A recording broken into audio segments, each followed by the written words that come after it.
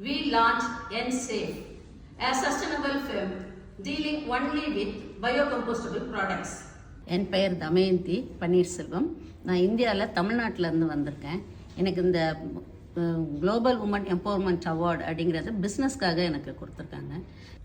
Our focus on research and development is the core mantra for our success. I am very proud to say that we are manufacturing 1 million compostable bags every day, effectively replacing an equivalent number of plastic bags. Eco-friendly alternatives are made from cornstarch. It decomposes in few weeks of disposal and transform into nutrient-rich manure.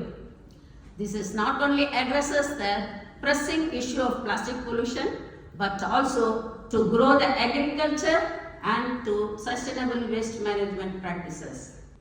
The dedication, hard work, and the passion for the sustainability inspires me every day. I urge you all the women seated here to keep pushing boundaries, challenging stereotypes, and strive for excellence.